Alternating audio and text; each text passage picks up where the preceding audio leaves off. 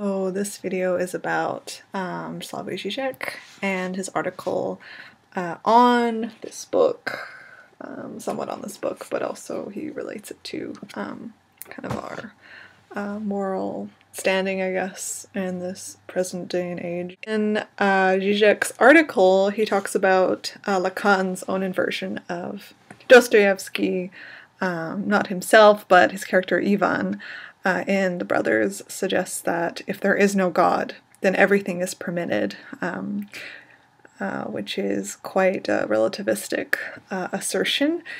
But Lacan says that if there is no God, then everything is prohibited, which I think actually is very much sort of the political situation today and the way we function as, you know, as me, as like a liberal, as a leftist, and more left than I'm still part of capitalism, obviously, and somebody who is part of the religious right.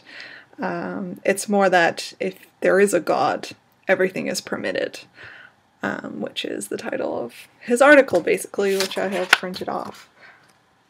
It works very much in our cultural landscape.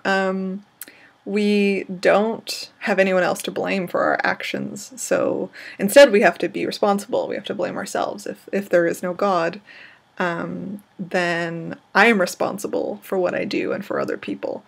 My actions have real consequences that I can't blame anybody else for. I act, you know, I'm the one who acts upon others. There is no God that's, you know, that I'm acting for or that wants me to act a certain way. So in this sense, everything I do has almost more significance. So he calls us as like liberal hedonists, like we're supposed to be pleasure-seeking now that, you know, everything seems to be permitted without God. Our superego imposes politically correct actions sort of upon us. Because we're hyperly responsible, we start thinking in ways we can become even more responsible. So there's this real cultural responsibility that we ourselves set in motion because, I mean, there isn't necessarily anyone forcing us to behave this way, not even the government. I mean, he doesn't go into that, and I think that's kind of problematic. We aren't actually acting in a hedonistic manner. We aren't acting like everything is permitted because we actually, you know, self-prohibit. We don't steal necessarily, we don't kill, and it's not because there is a God, you know, there is no God watching us. We don't do these things because we want to be responsible for our actions and we want to do the right thing, not because anybody else is watching us necessarily, which I think is really interesting. But then for those for whom everything is permitted, aka sort of the religious or those who are extremely ideological. So Kierkegaard, he quotes Kierkegaard, who basically says that the religious suspends the ethical, and there's an interesting quote also by Žižek that I want to read out loud. The Christian God is not a transcendent God of limitations, but the God of immanent love.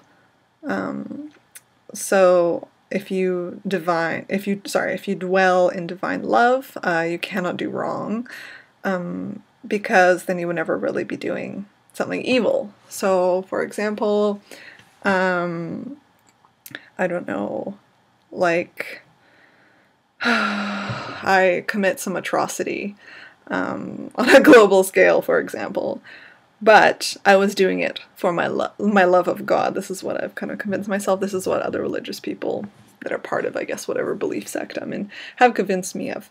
And because I'm under God's love and I'm doing his work, then, you know, I am not necessarily responsible for my actions. And my actions are, in a sense, right, because they are for the greater good. It's a very utilitarian argument. And that's very, very interesting, how people reject their own responsibility for their actions. And this is why things start actually being permitted, even though you would think, you know, God, believing God would actually, you would be always conscious of sinning. But if God is actually a beneficent, loving God, then of course you can extend that. There isn't really a line to be drawn of you're sinning for some greater purpose than is it really sinning. And it's very easy to, if you're that brainwashed, to convince yourself that what you're doing is for the, for a greater purpose, and that it doesn't have any wrong consequences necessarily. This is not just with, extreme religious right. I am not necessarily suggesting that all religious people are this crazy, but I think this argument is very much sort of, not the argument itself, but this sort of behavior is very much part of US politics, and just kind of American sort of status of America today.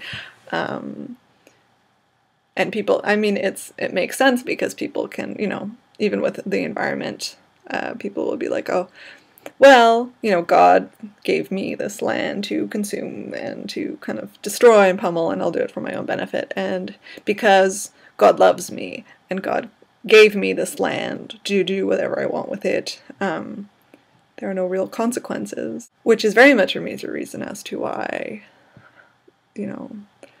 we are going to all die in a terrible Armageddon where there are floods and the world has overheated and whatever else. So